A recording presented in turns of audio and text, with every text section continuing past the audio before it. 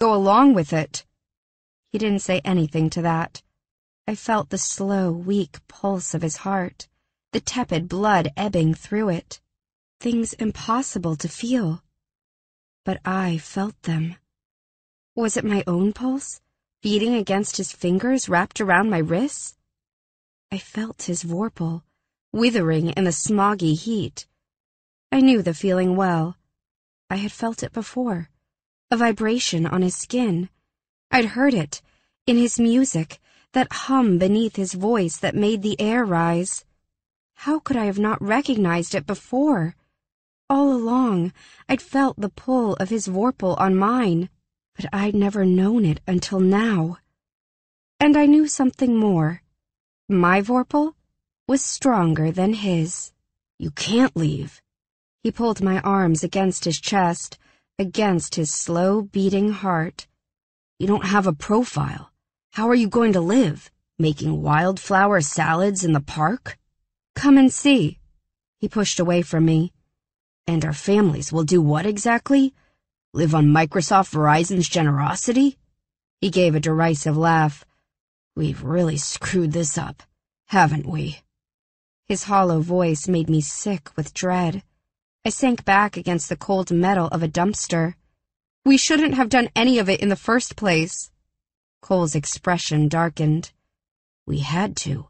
What else were we supposed to do? We were nobodies. The state flooded our whole town to save cities better than ours." "And to save people better than us?" I asked, because I knew that was how he felt. "Funny how it works. They put a camera on you, and suddenly you exist." I glared at him, daring him to deny he believed that. He pulled at the neck of his thin shirt, as if stifled by the rotten alley air. "This whole act was your idea in the first place. I went along with the script you wanted." My stomach churned. I could convince him to come with me without saying a word. I could overpower his vorpal with mine. I almost said it again. "Come with me." And he would have. But then I looked at his neon white shirt, at his soft boots so thin I could see his restless feet flexing inside them. "I wish we could go back home," I told him instead. Cole gave me a slow shrug. "There was nothing there, really." He turned toward the mouth of the alley. The streetlights shone in his eyes. 1,000 unblinking cameras waited for him. I wouldn't try any longer to change his mind, and I wouldn't stay. So I did the disappearing thing I'd gotten good at. When I was 14, Grandpop told me to keep my eyes on the news feeds, watch the waves of famine, the mass migrations, the border wars, the green bloom of algae in the dead zones at the mouths of the Yangtze and the Mississippi alike. He said, "The world is shrinking. It's drying out. We've lived how we wanted to live, and now we're paying the price for it." "The people from the other place are going to fix it all," I said. "Once we find a way to cross over into their world, things will start to get better. It'll take time, like you said, but everything will get better." Grandpop peered at me from his leather chair. For a moment, I thought the creak of springs was the sound of his weary bones shifting. "Yes, they get some of our energy. We get a solution for our problems, and all we have to do is visit their world of wonders. It's more than fair, isn't it?" He settled back in his groaning chair and narrowed his eyes at his pipe. "It's a nice story, anyway." I took the high speed. The guy at the ticket booth was a fan, so I didn't have to explain why I had no credits. One brief glance around the station, and then onto the train alone to bullet through bushy Oregon to Washington State. I used the seat monitor on the train to navigate to a website I discovered while I'd been holed up in my hotel room. A forum where people posted maps like the one Grandpop had given me. I left a message there. Epony, 9:56 p.m. Maybe someday you'll follow me. If you can't meet me, send someone who can. Seattle High Speed Station. tomorrow morning. I left it for Grandpop. Or not for him exactly, since there wasn't much chance he was still alive. Really, I left it for Hayden, in the hopes his people knew about the map Grandpop had passed on to me. Grandpop must have sensed about me what I had only just begun to realize myself. The reason people from the other place stared at me in coffee shops, on city streets. It was my Vorpal. Grandpop's had been special, strong, and so he noticed it in me too. The way anyone with a strong Vorpal noticed another strong Vorpal, like a huge red blossom on a radar screen. And all this time, Grandpop had been trying to decide between encouraging me and warning me. He had given me his map, covered in 1,000,000 red dots, each dot representing the signal from a red bracelet, information he had gotten from a website like the one I'd found, maybe even the very same site. A curious concentration of those signals spread over Washington, parts of Oregon, up into Canada. The overlap between two worlds. The fact that he had never come back to tell me what he found meant he had probably died at the end of his journey, so I wouldn't know what he'd found until I encountered it myself. At the Seattle station, I had hours to mull it over. There could only be one reason the aliens were so keen on advertising themselves with their bright red, government-issued bracelets, even while they watched our world go into decline. One reason they let us create stories about the Girl Queen and their world, let us spin illusions. They knew our fantasies would always have more power than the truth. Everyone loved the idea of stepping into a better world. And if your own world started shrinking enough, you just might put your Vorpal to the test. The aliens didn't have to convince us to come. We would convince ourselves. More and more of us would cross into their universe, strengthening the bond between two worlds, opening channels that would let energy flow from our world into theirs. It's what I was doing now, searching for a world from the stories I loved. And I knew more people would follow. The only problem was, the stories weren't all true. We were giving in to an illusion. And I knew now from experience, illusions end. Still, what else did we have? Hours I waited, and then there he was, dark from the sun, hair like parched grass, a bit taller in thick-soled shoes, broader in the chest, so that I was surprised to find I ever thought much about his chest. I felt the calluses on his hand when he slipped it into mine. For a moment, I let my palm hover against his, afraid it might push right through. But no, it was solid as long as I wanted it to be solid, and he was silent, waiting for me to make up my mind. I made up my mind. I gripped his hand hard and walked out of the station, glanced a goodbye at the snow-naked mountain, and found my way into another world.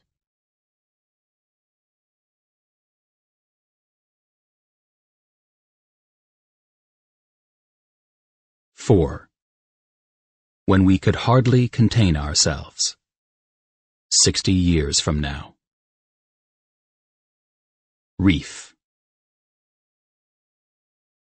The closest 18-year-old Reef ever got to the alternate universe was through a massively multiplayer virtual reality role-playing game called Alt.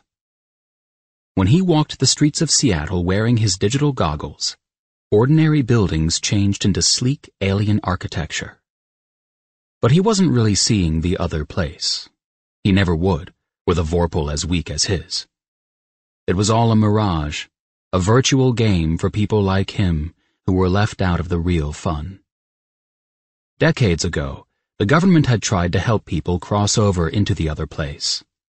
Then one day, someone famous figured out how to do it on her own, a pop star named Epony. She had an act going where she pretended to be an alien, but it didn't take long for people to figure out she was just an ordinary person who'd found a way into the other place. After she left, her boyfriend Cole kept singing about it, until pretty soon everyone was heading to Seattle, escaping withered farmlands and flooded coasts to try to cross into a new world. And when that first wave of newcomers died down, when everyone forgot about Cole's songs, there came Alt. Alt was played in every major city in the U.S., a game/travel ad. People lost themselves in that virtual world, in a fabrication of the other place, and then they wanted the real thing. So they came to Seattle to test their Vorpal's strength. The Seattle sprawl was now a dense jumble of miniaturized, prefab container homes jammed between old buildings, all squares and rectangles, a pixelated city. The place everyone flocked to and no one wanted to live in, the overlap between our world and a land of opportunity. Those who made it to the other place found the same sights Reef saw through his digital goggles when he played Alt, a glass city threaded with silvery canals, studded with trees, surrounded by mountain peaks vaulting over all. An alien city the aliens specially renovated to host denser beings. Those who couldn't cross over made do with Seattle instead. They lived like Reef did, sheltering in container homes, fighting over government-issued food tickets, collecting rainwater in catch basins, playing Alt while pining for the other place. Reef had seen people enter the alternate universe. Sometimes he could tell when someone was trying to go to the other place, could see the glaze in their eyes that meant they were glimpsing another world. He would shadow them as they stumbled down a Seattle street. When they disappeared, the air would waver for a moment, and Reef would try to step through the distortion and into the other place. It never worked. He had seen them return, too.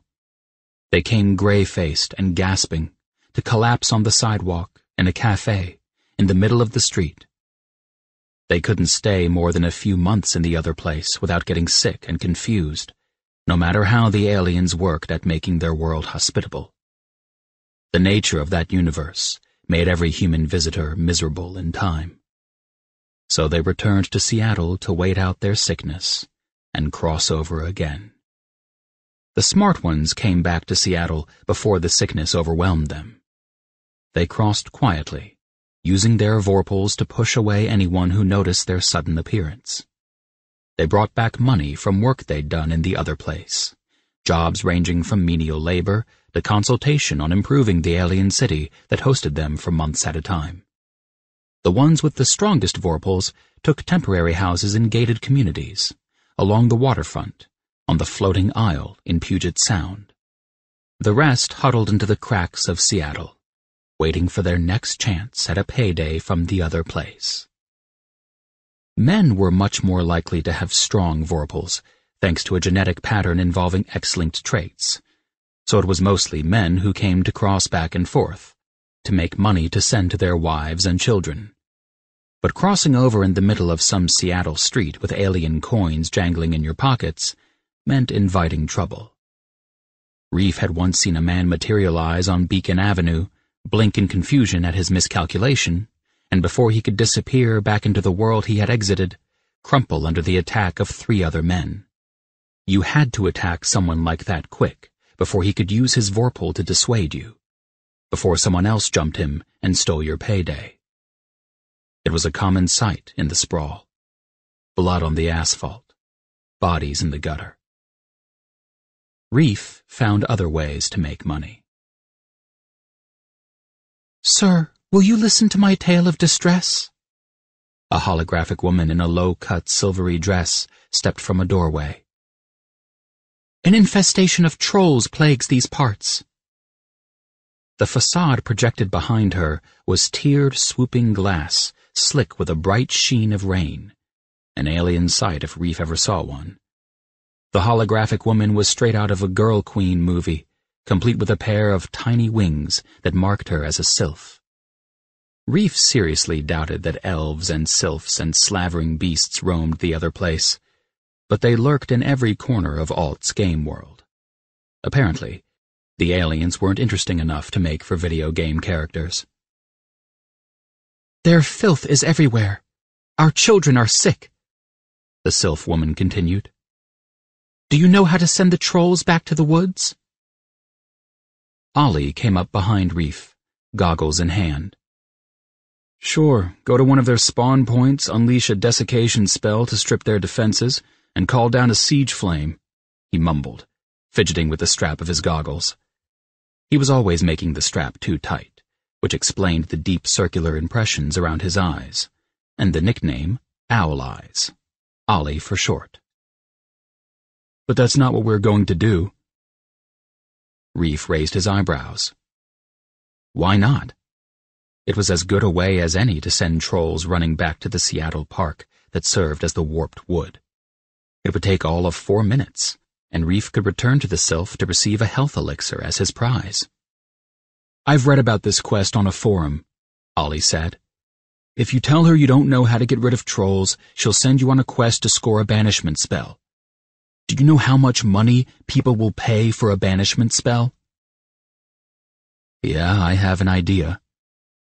Reef's heart sped up as he did some quick mental calculations. "Whatever number you're coming up with, divide it by 2.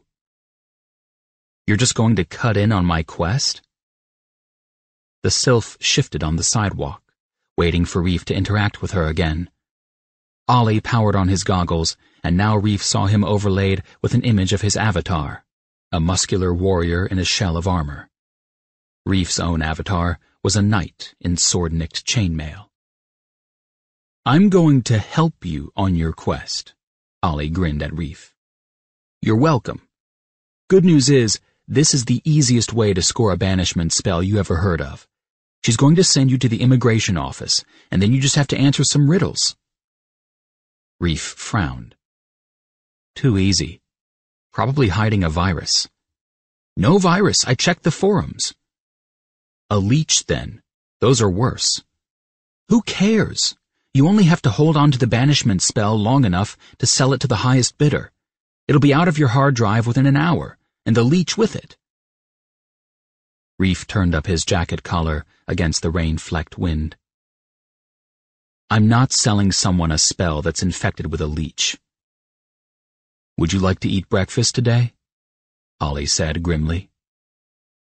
"I'll get rid of the leech and take the government bounty instead. And get half the money you'd get if you sold the spell." "I'm not selling it, Ollie." Reef bowed his head against a gust of wind.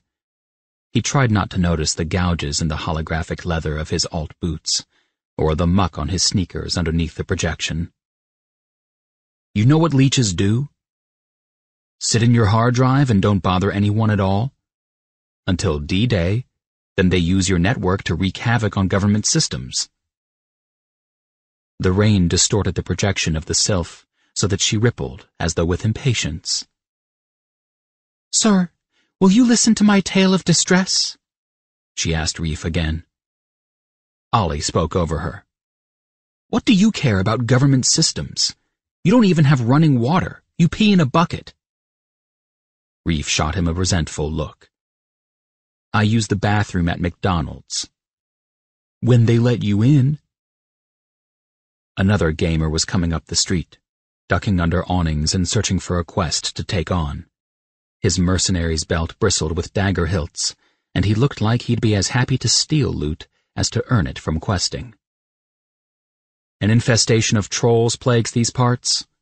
Reef prompted the sylph, itching now to move on.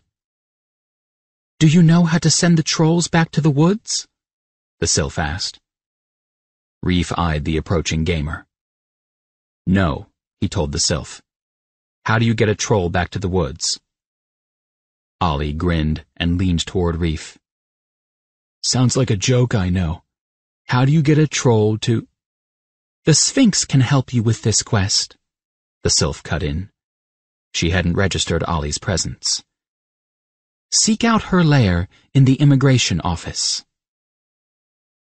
Reef dug out a tin and retrieved a bit of gray-green resin, thin as a matchstick, and stuck it in his mouth, then wished he could spit it out.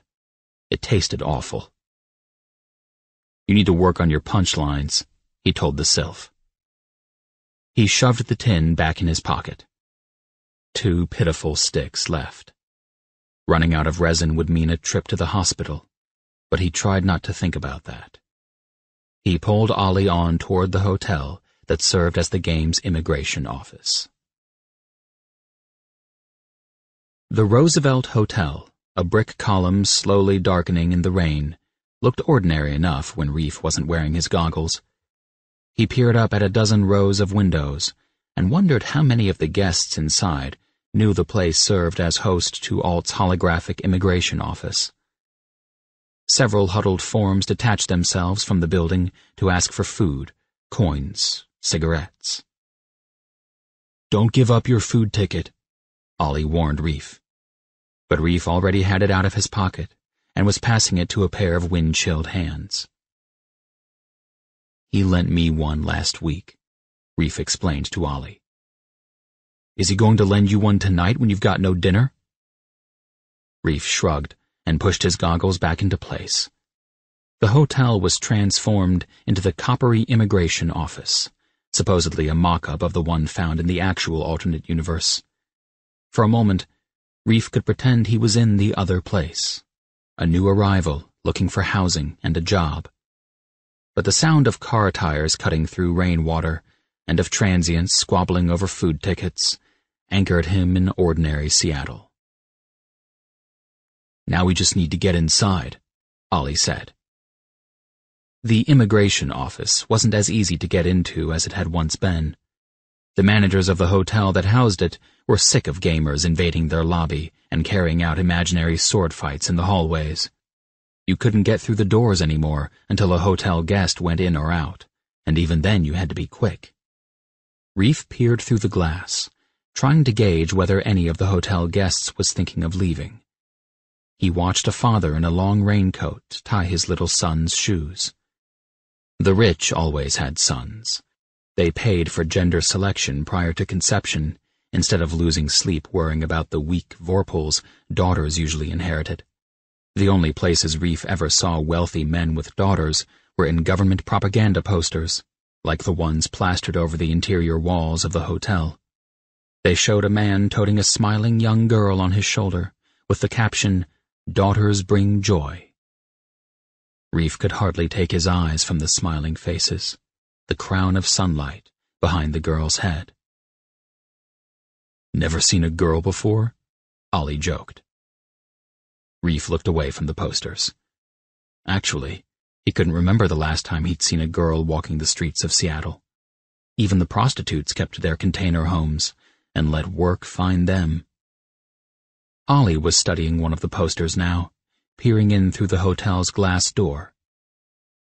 If the government's so keen on getting people to cross over into the other place, they should let the rich have their sons and stop worrying about it.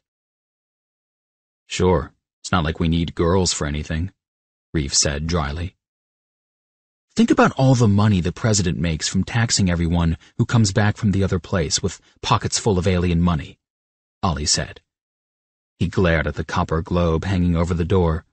The 2 continents of Mega America shone silver, the span of Great China gunmetal gray.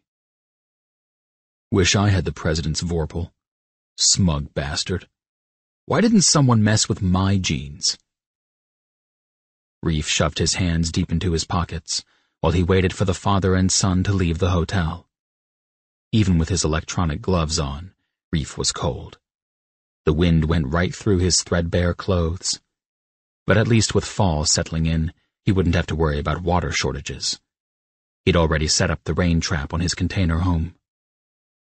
He adjusted his goggles and looked up at the immigration office's glittering facade overlaid on the tall column of the hotel. It awakened unexpected feelings in Reef.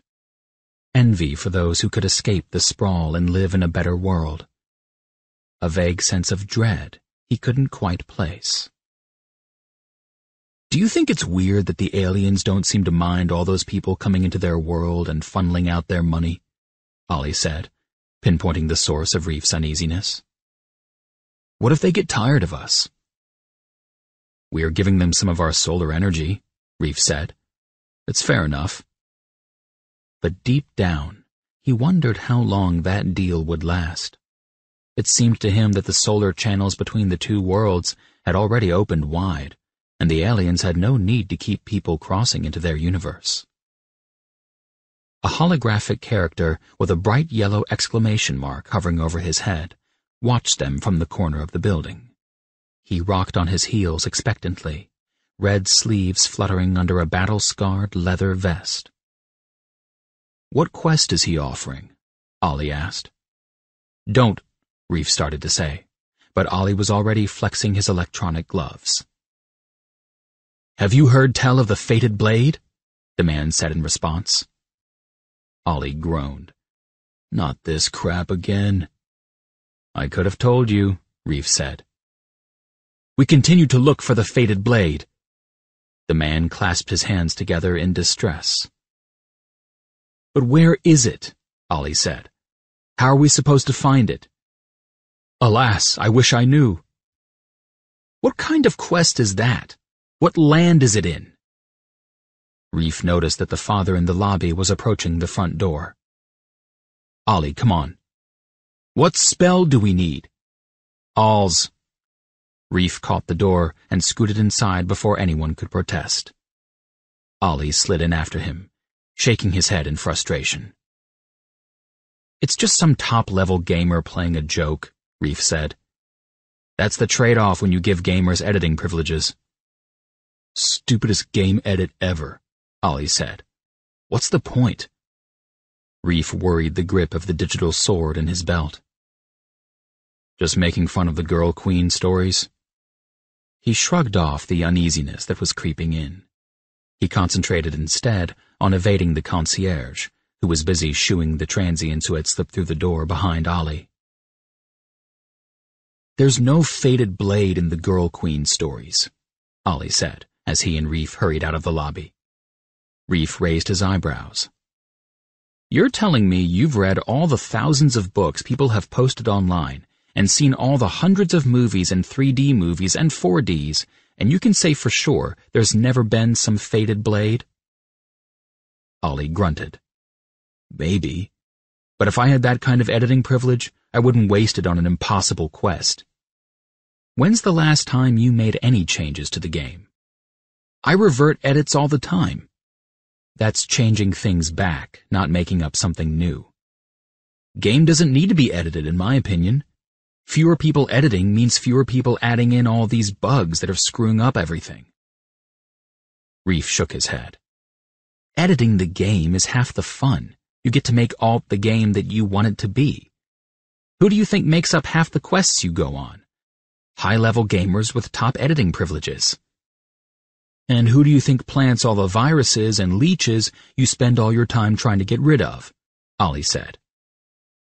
"Gives me something to do," Reef said with a smirk. They headed into a vestibule to find the Sphinx guarding the entrance to the men's room. Its great tawny haunches were pressed up against a door that managed to look ignoble despite the brassy sheen Reef's goggles lent it. "Hey," Reef said in greeting. "Holding up against the smell?" Ollie added. The Sphinx peered down at them with yellow eyes set in a woman's face and launched into its programmed speech. "Beyond this entrance to a den of wonders lies a valuable treasure of great power." "Ever hear anyone get so sentimental about automatic flushers?" Ollie asked Reef. "You'd feel the same way if you had to sit outside a bathroom all day," Reef said. "If you wish to enter the den," the Sphinx went on, its voice striking a balance between mystery and condescension, "you must answer my riddle." "If it's about a troll in the woods, we already heard that one," Ollie said. "Wasn't very funny," Reef added. The Sphinx ignored their comments and launched into its riddle. "Men ride upon my back, though I cannot be tamed." Ollie chuckled. Reef rolled his eyes. "I surge and rush over 10,000 graves." "Man," Reef said, Now that we're here, I really have to take a piss. It's not a real sphinx, dork, Ollie said. Just take off your goggles. And come back into the game to find my character being gnawed on. Well, what surges and rushes and dies? Ollie was already using his goggles to check the web for an answer. I'm only thinking with my bladder right now. I thought you said this was supposed to be easy. Easier than it used to be. Until yesterday it was 3 riddles randomly generated from a who-knows-how-long list. And the Sphinx was supposed to give us a time limit before eating us. Ollie kept searching the web for an answer, flicking his gloved fingers to scroll through a forum. Someone definitely edited this quest. They did a sloppy job with the dialogue. The Sphinx kept bobbing its head after it was done talking. Told you, there's a leech in there. The sound of a flushing toilet echoed out from the bathroom, somewhat dampening the solemn effect of the setting. But it lent Reef inspiration. The ocean. The Sphinx closed its oval eyes at Reef's answer. Your intellect is keen. Retrieve your treasure. It shuffled its haunches to make room for them to pass. Reef glanced at Ollie. Only enough leech-infected loot for one of us, Ollie said. And I have no desire to supervise your bladder functions. Reef passed through a doorway made coppery by the illusion of an alien facade. The effect inside the men's bathroom was not as impressive. Chipped tile showed through where the digital overlay was patchy with bad edits. A businessman at the sink gave Reef's goggles a look of mingled surprise and distaste. Reef used the urinal and then found the item he was looking for in the sink. A banishment spell, his reward for answering the riddle and a tool for sending trolls scampering. It hovered inside a glass globe, a silvery blue swirl that betrayed no threat. But accepting the item into his inventory would invite a leech into the hard drive that ran his goggles. The leech wouldn't do much harm. Just curl up and wait for a chance to spread to other computers. Until one day, when whoever created the leech finally called upon it to do whatever malicious work it had been programmed to do. Reef stretched a hand toward the swirling globe. He wondered when he'd have another chance to find a banishment spell. He should take it and sell it, like Ollie had said. Not worry about the leech. He hesitated, thinking. Then he hit the globe with a revert spell, reversing the edits the creator of the leech had made. The leech was gone. Reef tried to close his fingers around the spell, hoping against all odds. But the globe vanished. Whoever had inserted the leech had made sure the banishment spell would vanish the moment anyone destroyed the leech. Reef was left with the hollow feeling of groping for something, only to come back empty-handed, a feeling he experienced all too often. A ping from his earpiece told him a decent sum of money had been deposited into his account, the government's way of thanking him for getting rid of the leech. He met up with Ollie again in the vestibule. Breakfast is on me. You want to hit up your dealer first? Only 2 sticks left. Reef stiffened. He wasn't hiding things as well as he thought he was. Go do it, Ollie said. I've got a long list of dungeons to raid when you're finished with all this white hat business. It's not going to help me if you're dead in 2 days. That might set us both back, Reef joked, his gaze anywhere but on Ollie. Think we should revert the edits to the Sphinx first? I'm guessing the spell was destroyed when you ousted the leech? Ollie's stiff stance said he was still hoping Reef hadn't gotten rid of the leech, that he had picked up the banishment spell and left a copy behind. Yeah, the spell's gone, Reef said. Ollie sighed. Then forget the Sphinx. There's nothing left for it to guard. Reef gave most of the money to a dealer. I'd offer you some, Reef said to Ollie afterward as he pocketed his tin. But then you'd have to keep offering every day. Thanks, you can keep it. I'm not fond of fatal withdrawal. Ollie chewed thoughtfully on a thumbnail as they headed toward Pioneer Square in search of breakfast. Playing alt must have been mind-blowing back when all that stuff still gave you a high. They passed boarded-up windows and gated doorways, and tried to dodge puddles on the sidewalk. Can't remember that far back, Reef said. A lie. He recalled the feeling of sinking into color and light as he passed through holographic buildings, wandering for hours in the warped wood just to hear the leaves move, forgetting the real world altogether, forgetting there was anything to forget. But the drug never made him high anymore. He tried to tell himself that he didn't care, that it was a waste to be high all the time, and that it had only messed up his reflexes and made his gameplay worse. But the truth was, he missed the feeling of being completely immersed in another world. It was stupid ever to start taking it, he said, and that was honest at least. You were a kid, Ollie said. If I'd ever gotten my hands on that stuff when I was a kid, I would have taken it too. Reef pulled his goggles back on to avoid Ollie's gaze. The wet, gray buildings of Seattle turned to bronze and silver and mottled green glass. He didn't like to think about how his addiction had started. Using resin had seemed normal to him. He'd seen his mother do it. She couldn't hide it from him in their tiny container home.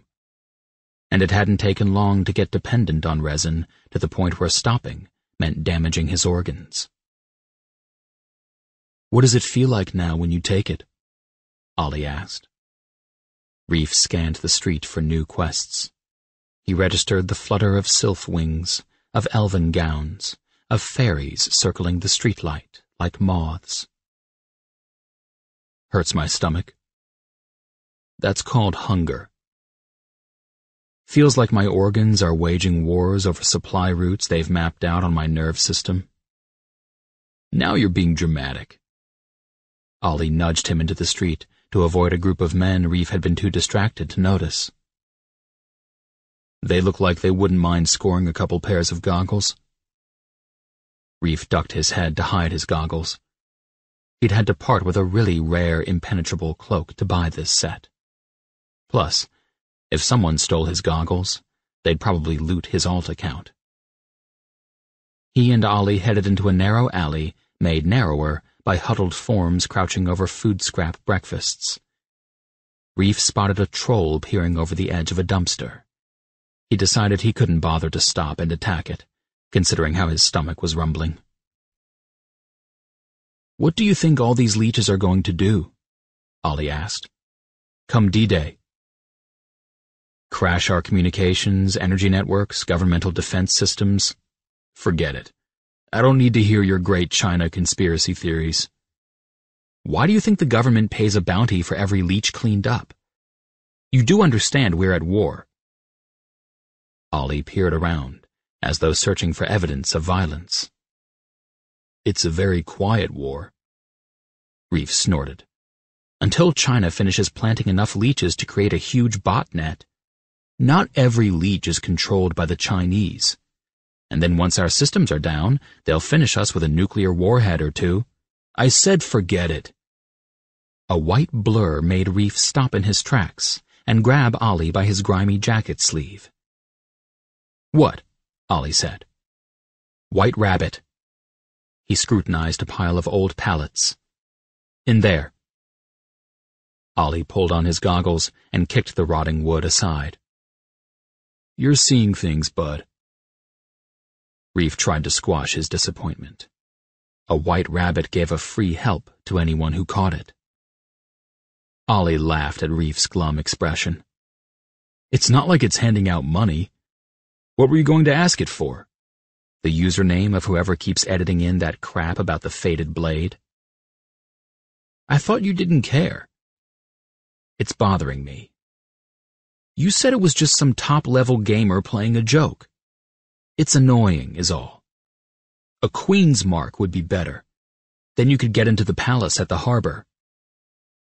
Another white blur.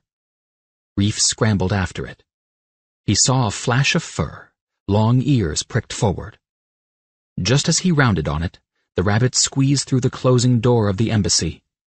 Reef yanked the door open, stepped inside, and the illusion abruptly dropped. Instead of the holographic alien embassy, he found himself inside the tiled lobby of a Seattle bank. A line of text flashed across his goggles. Minimum requirement, level 300. He swore. He was stuck at level 299 and had been for a year.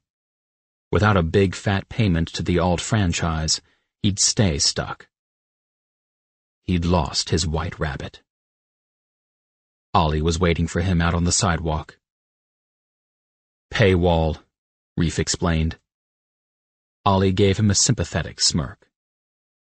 "I swear those rabbits pull crap like that on purpose. I followed one into a private house once and almost got arrested. Broke my ankle jumping out the window." "What did it give you?" Ollie reached over his shoulder to pull out an elven axe that shimmered in Reef's display. "Worth it, too. This thing deals twice the damage of a warhammer." A muted clatter of dishes greeted them at their usual haunt, where only a few of the scuffed tables were occupied. They elbowed in at the counter next to a scrawny kid cloaked in a black hooded sweatshirt. Reef always ate at the counter. The jostle of elbows and the buzz of conversation swept away the hollowed-out feeling he awoke with every morning alone in his container. The spell of arms and voices, he called it, a phrase his mother had gleaned from one of the antique paperbacks that had doubled as insulation in the cracks of their old two-person container. Except that when his mother said it, she was thinking of the call to adventure. Namely, heading north out of the sprawl, up into Canada, where green things still grew, and the air you breathed hadn't already been breathed by 8 million other people. The white arms of roads, their promise of close embraces, his mother would read over the patter of rain on the roof. And the black arms of tall ships that stand against the moon, their tale of distant nations. Reef had promised her, over and over, that he would get them out of the overlap. He'd level up until he was raking in money, and then he'd take them away from their reeking container and the men who owned it for hours at a time. But he hadn't done it, especially once his mother, and then he, had become dependent on resin to stay alive. And then, one day, he'd come home to find black oil blood and twisted sheets, her chalk-white arms reaching for nothing. Silence and death so thick in the air that he couldn't breathe. He shook away the memory, jostled the boy next to him a little too hard. A spill of long golden-brown hair slipped free from the hood. Not a boy after all. Reef couldn't see her face, but it didn't matter because his gaze was locked on that long fall of hair, glinting a dozen different colors in the morning light. He reached to touch it, though he felt the same as when he had reached for the banishment spell in its ephemeral bubble, that it was impossible, that she would only disappear. She turned sharply. "Not for sale," she said, as if he couldn't tell the difference between a prostitute and someone with regular access to a shower and no taste for a drug that would forever alter her body chemistry. She took in the sight of his goggles perched on his head, the rings around his eyes, the stain of the drug on his shirt, where flakes of resin had dropped and left green-gray spots. "Couldn't pay me enough to be with a filthy raccoon like you anyway." She snatched her bag of food from the counter with a trembling hand, her face white with fear of whatever violence she imagined Reef would do to her. Reef caught sight of the bracelets on her wrist, engraved with her husband's names, and then she darted out the door. "I think you mean owl, not raccoon," Ollie said after her. "And if you wait for the afternoon rainstorm, we'll be cleaner than whatever's stuck up your ass." Reef tried to laugh, but his throat seemed to have swollen nearly shut. The owner of the diner, Maxime, came by then and set down 2 bowls of their usual, potato and Tabasco soup. "What trouble have you 2 been into today?" "No trouble," Ollie said. "Just saving the continent from a looming digital war." He rolled his eyes. Maxime shook his head in disapproval. "It's always that game. You need to find a girl. You going to provide the map? The one who was just in here doesn't seem too eager to come back." "Don't need a map," Maxime winked. "Just a little money." Ollie stared into his bowl, but not because he was embarrassed. Reef knew he'd been with girls before, and what other girls were there besides prostitutes? "What level you boys at now?" Ollie gave him a glum smile. He was far below Reef. 299, Reef admitted. Maxime whistled. "No. Really? How does someone your age get so high up there?" "Start as a little kid. Got to have something to do while your mom's with clients." The comment didn't throw Maxime at all. "They'll be surgically attaching those goggles to you someday. Owl Eyes is already half there." He nodded at Ollie. "Better than having them snatched off my head like my last pair," Ollie muttered. "When'll you hit level 300? Maxime asked Reef. A fresh surge of frustration mixed with the soup in Reef's stomach. "He's stuck at a pay wall," Ollie said. "One that requires a pretty serious amount of cash." Maxime grimaced in sympathy as he turned to help another customer. Ollie gulped the last of his soup and hopped down from his stool. "I got to go meet with a raiding party, 299. He pulled his goggles back on and looked at Reef. "Think you can delay the digital war on your own for a while?" Reef frowned. "Do I take names first and then kick asses, or is it the other way around?" Ollie chuckled and strode out the door. Maxime returned to the counter and said to Reef, "You seen this posting? Could help you get past your paywall." He tapped a monitor on the wall. Reef squinted at the screen. It was an ad for a worker husband, posted by someone with 2 husbands already and looking for another income. The photo showed a young woman with the wide-set eyes and rounded chin of a doll. The ad said she was only 19, but Reef suspected it was a lie. Ads like these were always too promising. "You get the money you need for level 300. She gets a little slice of your income." Any slice is too big. But Reef's gaze wandered to the photo of the girl again. Underneath her sweet expression were hints she had lived in Seattle too long. The tilt of her mouth, the flinty black of her pupils. The way she side-eyed the camera seemed to say he could fix all of that for her. "Photo's nice." Maxime leaned one elbow on the counter and flashed a fatherly smile that made Reef look away. "Fairy tale characters can't fill up the space in that empty container of yours." Reef nodded, mostly to put an end to the conversation. In his mind, he went back to the days when he'd come home to someone who was happy to see him, who would tousle the rain from his hair and give him tea warmed with a heat sleeve. And then he couldn't stop his thoughts from returning to the day when he'd come home to that terrible sight. Black oil blood. His mother dead. It wasn't really true what the stories said, about how you'll find the other place when you look for what is lost. He answered the ad. He used the rest of the money from the government bounty to buy a new shirt and pay for a shower. He wished he had enough to buy a new jacket, too, considering how cold it was despite the sunshine. It was one of those rare days when Mount Rainier was visible, a purple smudge on the horizon, getting ready to shrug off another layer of rock in the winter rains like a creature shedding its skin. The rivers would get choked. Puget Sound would flood. Everyone would grumble, "Too much water in winter, not enough in summer." The government would respond by reminding people that everything was slowly getting better now that the other place was eating our excess solar energy.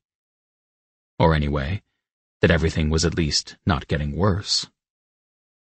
Outside the deli where Reef was supposed to wait, a water nymph lounged in a tiled fountain. She winked at him and flashed a gold-green fishtail. He ignored her. Nymphs parsed out rare potion ingredients, but only in exchange for actual human hair. Shaving his head probably wouldn't make the best first impression on a potential wife. Reef rubbed his wrist, imagined a bracelet there, engraved with someone's name, a wife's name. He kept scanning the crowd in front of the deli, searching for the face from the ad, and trying to do it without drawing attention to himself. Several men eyed his goggles in a calculating way. "What am I doing here?" he muttered to himself. He'd never spent much time thinking about how he might look to girls, and that was suddenly the only thing that mattered. He thought his hair was nice enough, dark and kind of longish around his ears. And even though he was too skinny, he was on the tall side, and his skin stayed brown all through the winter, instead of going ghost pale like a lot of other Seattle natives. But his grubby pants were ripped at both knees, his shoes held together by duct tape. He was careful to brush his teeth every day to ward off the yellow tinge the drug lent them, but he spent all of his time outdoors and knew he must look weathered. The nymph was still winking at him. At least he impressed someone. A muffled voice came from under the hood of a huge raincoat. "Are you Reef?" It was her. Reef could just make out the rounded chin. She pulled back her hood enough to show wide aquamarine eyes and a spray of dark curls. The rest of her slight frame she kept wrapped inside the overlarge coat. She hadn't been lying about her age. "I'm Reef," he answered, tugging his goggles down to hang around his neck. She looked him over, stony-faced. "Are you high?" "No." It wasn't really a lie. He woke up every morning craving the drug and held off as long as possible before giving in. He barely registered its effects anymore, never felt the floating euphoria he had once experienced when taking it. "Planning on stabbing me?" she asked, her gaze level. She was at least a foot shorter than he was, the shape of her shoulders completely lost inside her huge sleeves. "I don't think an imaginary elf sword would do you much harm." She scanned his frame, her gaze stopping on the bulge created by the real knife strapped to his ankle. "I don't use that on people half my size," Reef said. She frowned, maybe not believing him. "What's that scar along your cheekbone?" "From a fight." Reef shuffled his feet, forced out the admission. "And made with my own knife, if you have to know." She lifted her eyebrows. "At least you got it back." She glanced through the glass front of the deli, where the owner was trying to oust a band of street youths.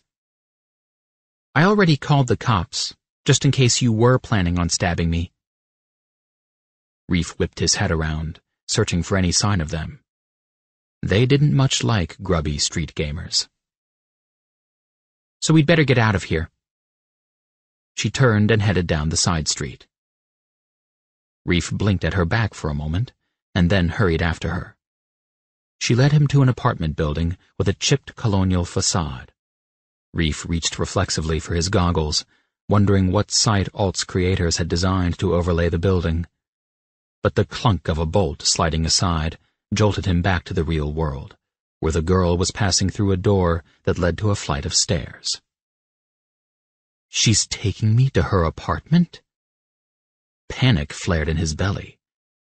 He'd been so busy worrying she'd reject him on sight, he'd had no time to consider what he'd have to do if she accepted him.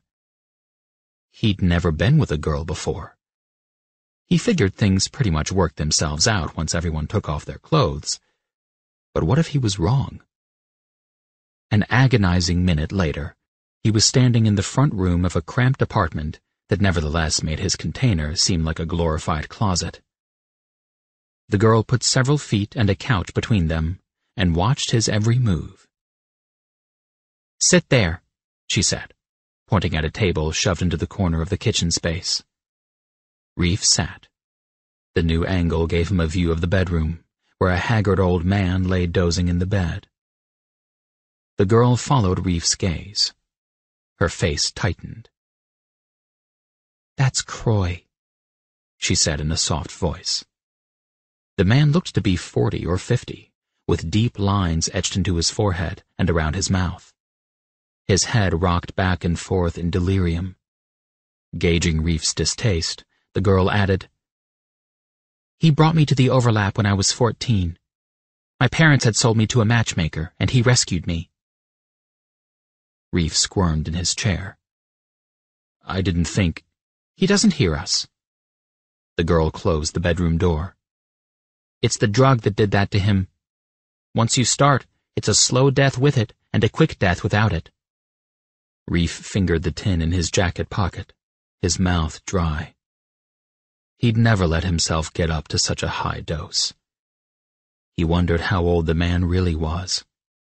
30? 35?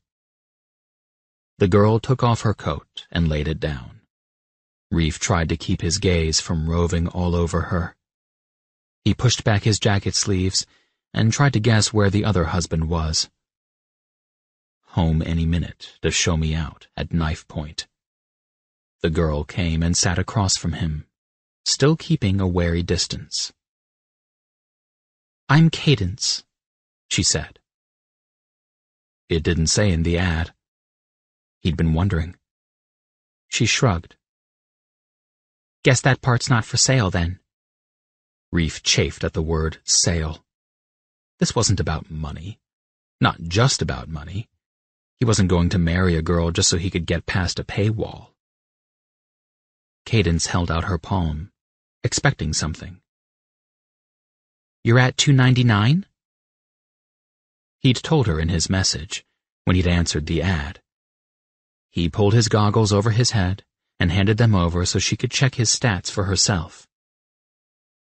The sheen of the goggles lent her blue eyes an underwater look, especially when the images began to shimmer on the lenses. He'd left his inventory up, and he watched her eyes move over his items. It was like someone opening up his rib cage and rummaging in his chest cavity. Her hand closed around his sword, although Reef saw only her delicate fist waving through the air. He suddenly regretted the snarling wolf's head he'd had etched into the blade. It seemed stupid and boyish now. "This is nice," Cadence said. "I never had a sword like this. Don't play enough." "I could help you level your character." Footsteps in the hallway claimed Reef's attention for a moment. He prickled at the thought of husband number 2 with a knife, a gun. The footsteps went on past the door, but he couldn't take his eyes off it. "I really only play to use the chat function," Cadence said. "Cheapest way to talk to someone out of the province." "You still talk to your family? After they sold you to a matchmaker?" Reef guessed that's who she meant. "My sister," Cadence said haltingly. "Some nice Canadian man bought her from the matchmaker." His focus went back to Cadence, the tightened corners of her mouth. She was glaring at some holographic item he couldn't see. "And visas are expensive," he said as the realization came to him. "Which is why you put out the ad." She gave him a polite smile. Her fist made figure eights in the air. She had moved on to admiring his crystal dagger. "How'd you get up to $2.99? "Play all the time." He couldn't tell her what he'd told Maxime at the diner. since I was a kid." She went on trying out his weapons. He listened for more footsteps while taking manic inventory of her apartment. Tins of coffee lined up on the speckled counter, scribbled crayon drawings papering the fridge, a sticker on the kitchen faucet that said their water came from the desalination plant. He thought he detected the faint scent of apples, and he filed it away for future dreaming. He couldn't ask for one. On a side table sat a framed photo of a little girl who must have been the artist of the crayon drawings. Not a boy, Reef was shocked to find, even though just a little money could guarantee one. He realized that Cadence was staring at him through the digital images. He looked back at her blue eyes behind the blue display. It was like looking down into a well and finding something you'd thought was lost for good. He flexed his fingers. He wondered if all girls disappeared the moment you reached for them. "You seem lonely," she said.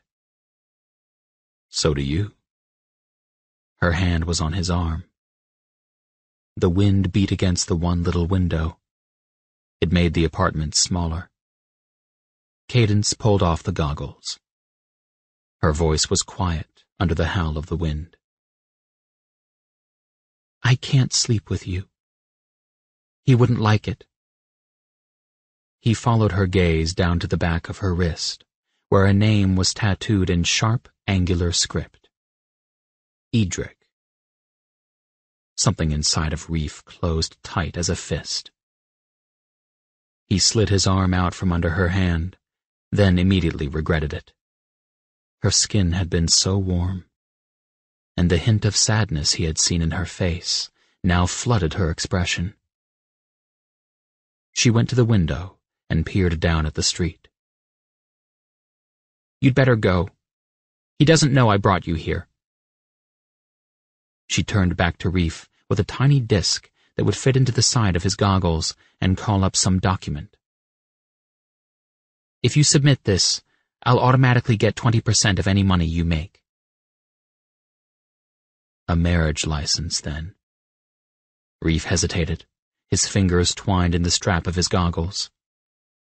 "You'll get a cash advance, of course," Cadence said. Reef nodded, but he still wasn't sure if he should do this. "I could come back later." The hand that held the disc wilted. "You shouldn't come here again." The glass shook in the window frame, and with it came the first spattering of rain. Reef imagined the container that awaited his return, and the sound the rain would make against the walls, like someone knocking to find out if the box was hollow. "Would you come to my place?" Reef eyed the disc. "If I went through with this?" Her gaze flicked to the window again, and her face tightened with anxiety. She nodded. Reef took the disc. A week later, Reef held his jacket sleeve over his nose in Northwest Square as he made his way through the maze of containers stacked 2 and 3 high, dodging streams of waste that gushed out of drain pipes without warning. "Why are we following this guy?" Ollie asked irritably. He had a new digital pet, a bright blue owl that opened its beak every time Ollie spoke, so that it seemed to be talking for him. "Is he planting leeches or what?" The owl added a sharp hoot. They emerged into an open end of the square, where Reef caught a glimpse of a lean guy in a familiar raincoat pushing his way into a store. It was the coat Cadence had worn a week ago at the same time of day. Reef had made a good guess that Edric kept to a regular schedule. Ollie huffed at the sight of the candy store, turned into a troll's den by his goggles. "I raided this dungeon when I was 10 years old. Can we please take your level 300 ass somewhere it'll do me some good?" Level 301. Reef pulled off his goggles. Edric had the relaxed look of someone who was used to winning knife fights before they started. He hadn't even bothered to make sure he wasn't being followed. From across the square, Reef watched him hand down candy to a small girl in a slicker and ski cap. He felt a twinge of guilt at spying on their family ritual. He hadn't really meant to follow them all the way here. He'd only wanted to see who Edric was, to rid himself of the image seared in his mind. Edric's name in black ink tattooed across Cadence's wrist. "Sirius here," Ollie said. "Let's go." "Relax, he's just flexing his Vorpal, making people want to leave him alone." "Then why isn't it working on you?" "Why do you think I'm not going any closer?" Anyway, Edric's Vorpal was strong, but it couldn't be the strongest in the world. Not if he lived in a tiny apartment, instead of on the residency aisle floating in Puget Sound. "Just let him plant his leech and we'll come back later for the bounty," Ollie said. "I think he's just buying candy." In the street, at the far end of the row of shops, another form materialized, stepping from a patch of hazy air as if from behind a curtain. Ollie didn't seem to have noticed. He was rubbing his hand over a bald stripe at the side of his head and examining his forlorn reflection in a rain puddle. "I look like an idiot." "Don't expect me to argue." "What a waste. I gave that water nymph some of my hair so she'd give me noxious mushrooms for a grievous potion. But right after I used the potion there was a power outage and my wireless connection skipped out. My character ended up all the way back at the beginning of the dungeon. Potion all used up." The figure that had materialized from the other place was walking slowly toward the candy shop, hands jammed in his pockets, gaze flicking all around the square. Edric spotted the figure and came out to meet him. "It would be nice if the government could alert us peons before they ration power," Ollie said. "Gave me a free digital pet, though, 'cause I complained so much." "It wasn't a planned outage," Reef said, his eyes on Edric. "They confirmed it this morning. Surprise rationing." "An excuse to cover up a digital attack." Ollie shook his head. "Where do you get this stuff?" "You don't read anything that's not written in an alt forum. Great China's pissed because we have better access to the other place and all its money. They've been increasing their digital attacks." Reef strained to hear what Edric was saying, but couldn't make out much. A thought sent fear spiking through his chest. "You wouldn't know a way to get a visa, would you?" he asked Ollie. "Even a fake one?" "To where? Mexico? You looking for family? Mexico doesn't even care if you have papers. You could walk all the way to Argentina if you wanted to. It's all one country now, right? Hey, maybe there are some alt lands down there we've never even heard of." "Not Mexico. Where are you from, then?" Reef pushed away memories of his mother telling him the story of the Gypsy Queen, of the taste of cinnamon in coffee. "I'm talking about getting a visa to go to Canada. Could aliens get them more easily than ordinary people? Is that what Edric was doing here? Cadence had told him about Reef, and now Edric was desperate to get her away to Canada, so he wouldn't have to share her?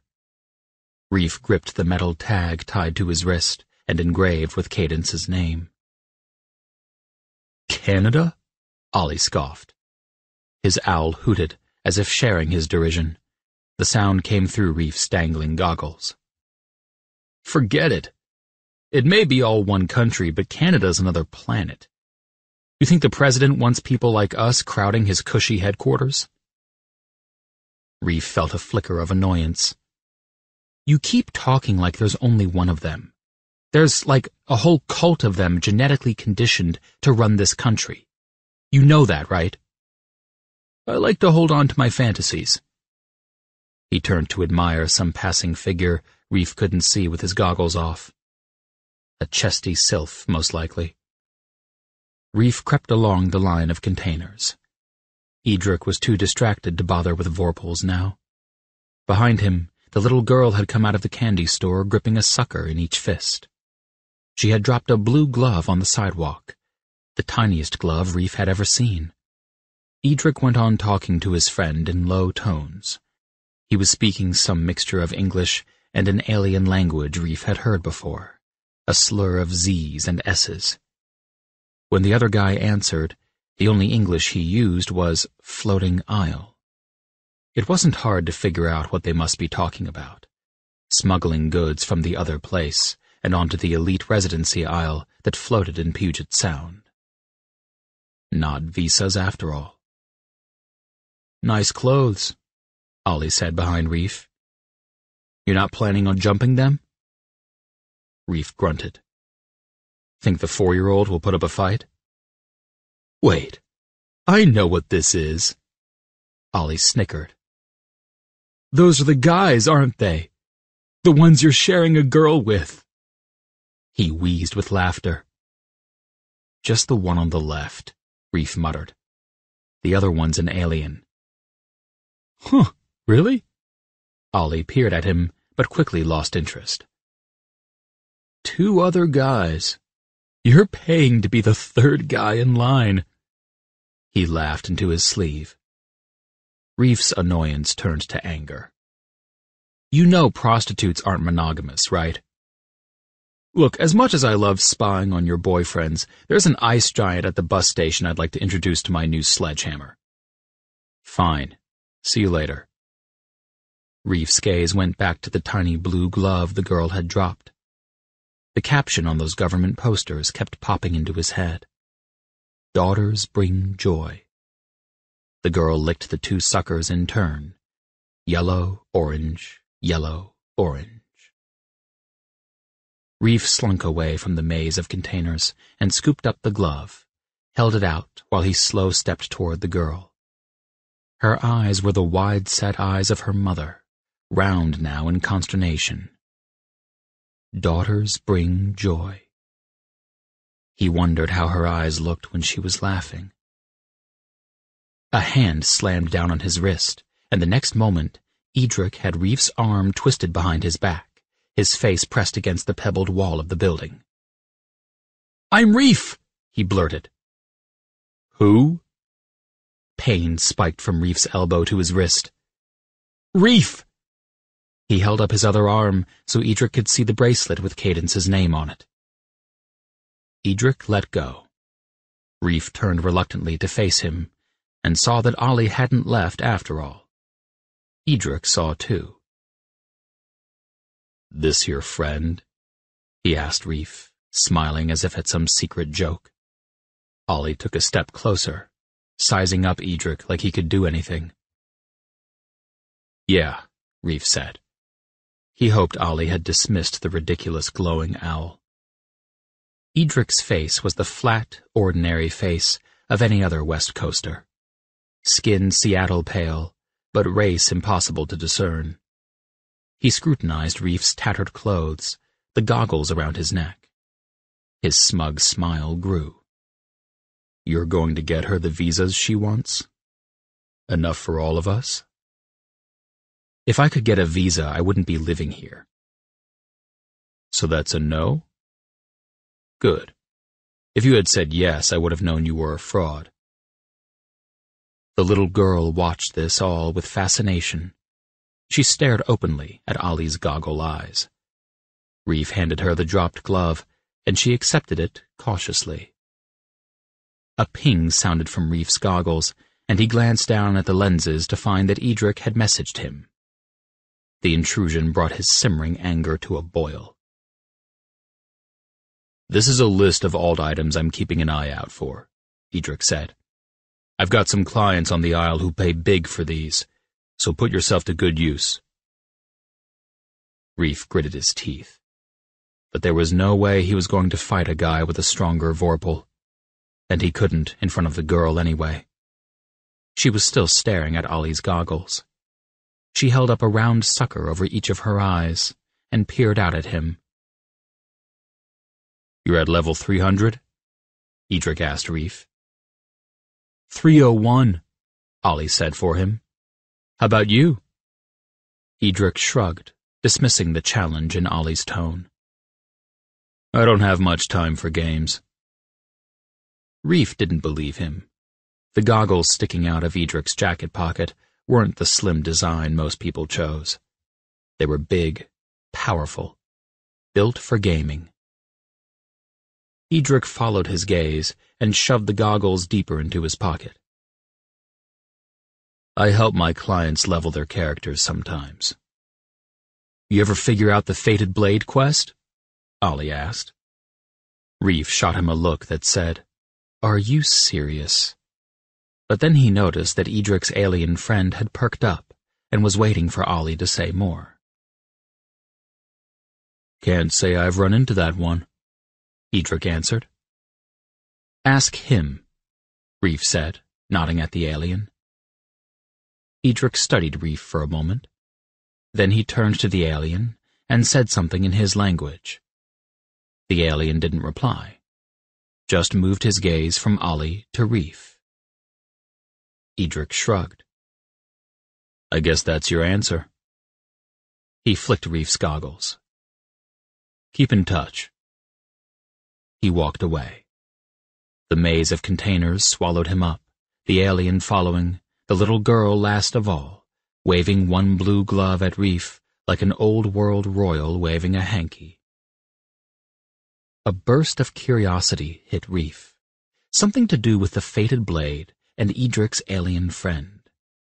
But Reef couldn't tell if it was his own feeling or someone else's, pressed upon him by a Vorpal. Reaching level 301 gave Reef access to places he'd only read about in forums. The holographic caverns in Pike Place Market, where he fought off crystal-fanged dark elves while maneuvering around the crowded stalls. An enchanted glade inside the Public Records Hall, where he safely sealed up his stock of blood rubies to be harvested later for a potion. Even the Sage's Warren in the old monorail, where he looked out and took furious notes on the marked locations of rare items hidden all over the city. He sold weapons and spells and information. He sent Cadence her 20%. She had only minutes at a time to give to him, while she ran out for an order of fish and chips or collected some package or other from Edric's contacts. Once they met at the harbor, where Reef had to keep scowling patrolmen at bay by flashing the bracelet that said he had a right to be with the girl next to him. And then Cadence had to return home anyway, and Reef was left alone to gaze out at the sleek residences on the floating isle. Yet another world he'd never be given entry to. One morning, Reef thought she'd finally come to his container, but it was only Ollie. Want to run an instance on the waterfront carousel? Ollie asked, tossing an apple to Reef after he opened the door. Should be able to pick up a dog's breath spell. Reef pocketed the apple and jammed his feet into a pair of grubby sneakers. I've got to finish a quest that expires in a few hours. It's all the way uptown. Yeah, I figured you'd be too busy picking up higher-level loot. Guilt gnawed at Reef. He hadn't gone questing with Ollie since he'd hit level 301. He took a couple of food tickets from under the mattress and held them out to Ollie. Ollie let out a snort. Keep it. You don't need to pay me off. What's that supposed to mean? Where's all your money going? Ollie grimaced at Reef's disintegrating shoes. You giving it all to that girl? Not all of it, Reef mumbled, pulling on his jacket. 20%. Sometimes extra if she needs... Something fell from his pocket and hit the floor with a thud. Ollie stared for a moment at the gray brick of resin, while blood pounded in Reef's ears. I guess it'd be a waste to get past level 300 and not get high while you play, Ollie said darkly. Reef's face burned. I didn't mean to. I suddenly had all this money. He snatched up the brick from the floor and jammed it into his pocket. I'm an idiot. Don't expect me to argue. Reef squeezed his eyes shut. It had been stupid to buy so much. But he'd had the money in his account, and then suddenly he was buying enough resin to feel what he had once felt, to escape into Alt with his senses turned up high.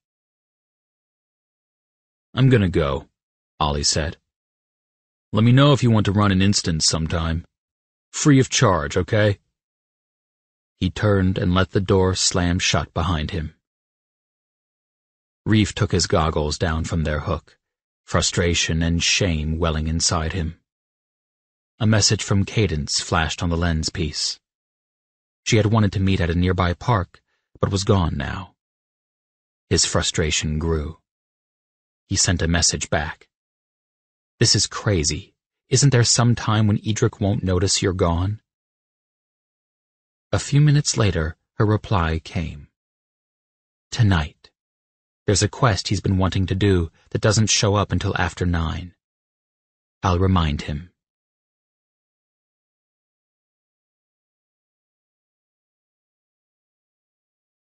Around 9:30, Reef showed up at a building across the street from the Roosevelt Hotel, where he and Ollie had met the Sphinx. He pulled out his tin. It was full, the thin gray sticks packed in tightly together. Reef knew his stomach wouldn't stop wrenching and lurching until he gave in. He took out a stick, glared at it before biting down. He was up to a twice-daily dose now, and he couldn't go back. He knocked on the door of the building. There was no sign, no window front. Cadence had told him only about a gray-painted door next to a noodle place. The door opened, and someone squinted at him before leading him down a hallway to a lounge lit by thousands of tiny bulbs embedded in a map of Great China that wrapped around the room. The provinces were outlined in a thin, glowing line, including the constantly shifting European holding and an uncertain chunk carved out of Africa. Cadence smiled at him from a couch, an open, easy smile he'd never seen on her. Reef felt several pairs of eyes on him as he walked over. He'd never seen so many girls in one place, in tank tops and t-shirts, instead of bulky jackets. He let his metal bracelet slide down over his hand so everyone could see it, so the guys staring at him would know Cadence was his wife now.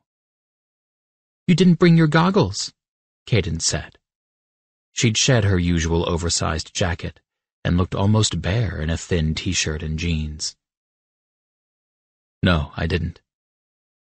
He'd had some inflated idea about her seeing him without his goggles and taking him more seriously, so he'd left them with Ollie. But Cadence's own slim pair was around her neck. He sat next to her, anxious to find out how his body would fit alongside hers. He'd only ever touched her hand, her shoulder through her jacket. Now her arm was pressed alongside his. Reef's fingers itched at the sight of her t-shirt, half tucked into the waistband of her jeans. "What's with the map?" As he said it, several more lights blinked on among networks of wires trailing over the wall. "Do you like it? Took ages for everyone to rig up. It's for the troll kicker leech. A light comes on every time the leech spreads to another hard drive. The leeches are forming a whole network." "A botnet," Reef said. She smiled again. "It's supposed to come alive tonight and do its thing, if the command can get through to it. Not sure what it'll do, though. Do you have any idea?" "Probably launch a DDoS attack. Distributed denial of service. Basically overwhelm a network and make things go haywire. Everything's connected to the network these days. Power grid, emergency services, everything." He was working hard not to grimace at the bitter remnants of resin in his mouth. If he kissed her, would she taste it? Could she smell it already? He tried to be subtle about fishing a mint out of his pocket. "One of these days we'll even send a bomb to finish off the job." She turned her face to look at the wall behind her. The tiny lights made her skin glow like some digital character. "It's a bit morbid, isn't it?" Reef shrugged. "China's doing the same thing to us." The mint made his mouth cold. There's probably some bar in Beijing where people are studying a light-up map of Mega America right now. And drinking illegally imported American beer. She held up a bottle someone had left on the table and showed him the Chinese label. Reef let out a laugh. The sound of it floated to his ears through a drug-induced fog. The whole room seemed to be retreating, shrinking back from him as though he were lifting away. He felt lights blinking on inside of him, the same as on the map. Dark places coming to life. He took Cadence's hand and pulled her up from the couch with him. She let Reef put his arm around her waist, but the slow electronic pulse of the music didn't lend itself to dancing. Reef stood stiffly, unsure of how to close the gap between them. He fingered the hem of her shirt where it was untucked, and then he couldn't help but pull her closer. The music throbbed in his head, in his stomach. He brushed his cheek against her hair. Cadence. He caught her looking toward a corner of the room and followed her gaze to find Edric's alien friend watching them. "He sent a spy?" Reef asked Cadence. "I think he mostly follows us around to make sure we're safe, although most of the people here are familiar faces." She glanced up to a loft, where Reef spotted an older woman playing with a little girl he recognized. "Once, Shasta and I went out to the harbor for the whole day, and Edric never seemed to know. Or anyway, he didn't seem angry, even though he worries about people seeing us and figuring out we're girls. Getting sold to a matchmaker or something." She'd been about to say something worse, but Reef could tell she didn't want to think about it. He measured the little girl's tiny frame as she crouched against the railing with her toys. He rolled her name around in his mind.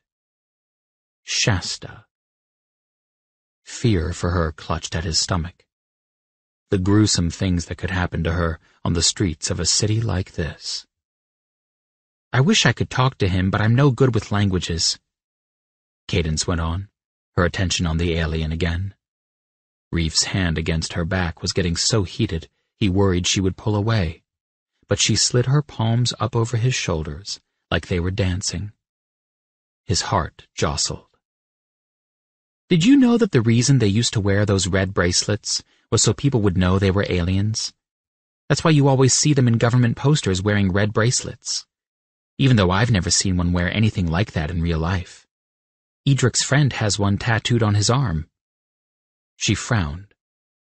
"Or is it just me seeing that?" Reef looked to the corner of the room and saw a band of red ink around the alien's forearm. "No, I see it too."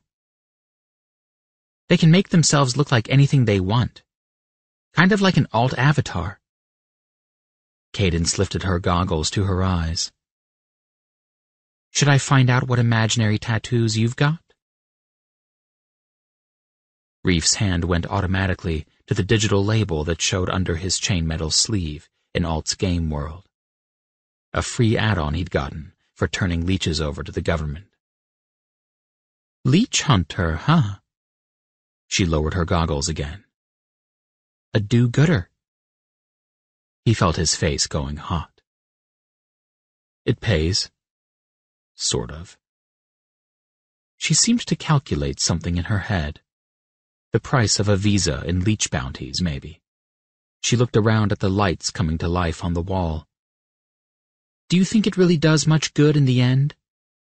Reef pictured the imaginary Beijing bar, the map of the American continents carved into provinces, Canada and the States and Mexico and South America, all riddled with tiny bulbs, 1,000 of them lit. 1,000,000. More. "I don't know." He leaned in and pressed his face against her neck.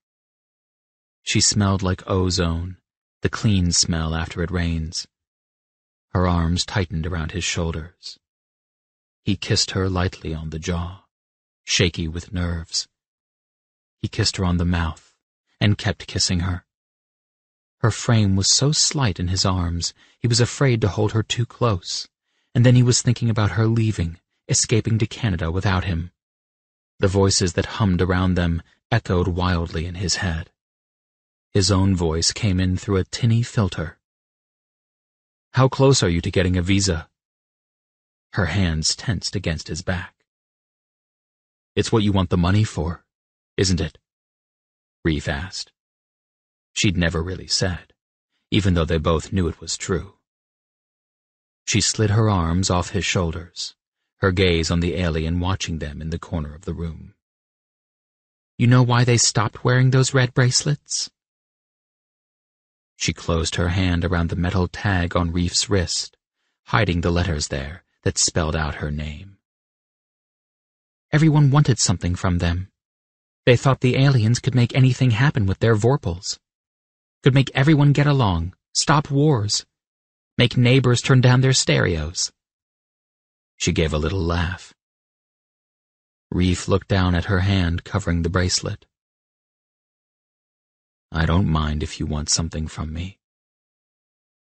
She pulled away, her brow furrowed. His arms were left reaching, holding nothing. He dropped them to his sides. "I have to take Shasta home." She half turned toward a staircase that led up to the loft, then stopped to pull her goggles off and hand them to Reef. "Here, take a look around first. It's a waste to come to a place like this without goggles."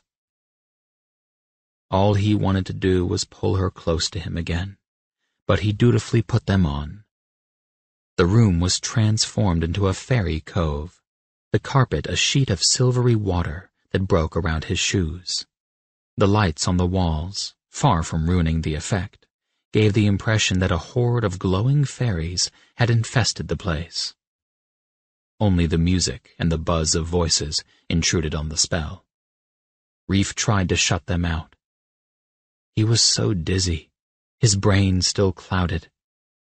He remembered reading on a forum that valuable fairy sapphires were hidden in this very cove, but he couldn't see them anywhere in the room. He half closed his eyes. The lights were spots of gold, bleeding into each other, spreading over the walls. Something popped up in the corner of his vision. A holographic creature, a miniature silver dragon with cartoonish purple eyes. He realized someone was trying to initiate a chat with him, using a digital pet as a mouthpiece, and then realized that the chat channel was already open. "Hi there," the dragon piped. "Guess what? It stopped snowing finally. I'm going to send you some pics of me braving the outdoors again." "Who is this?" Reef asked. "Who else? Shasta." Reef frowned at the girl Cadence was carrying down the stairs.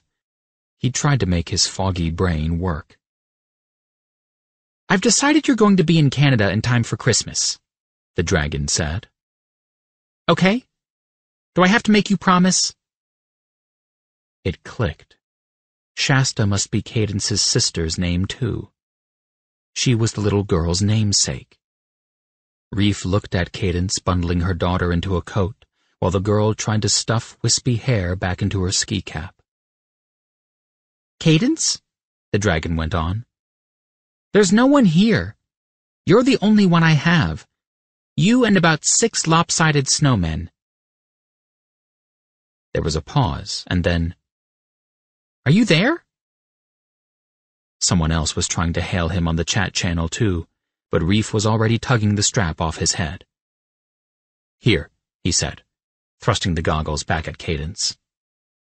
"Someone was trying to chat you."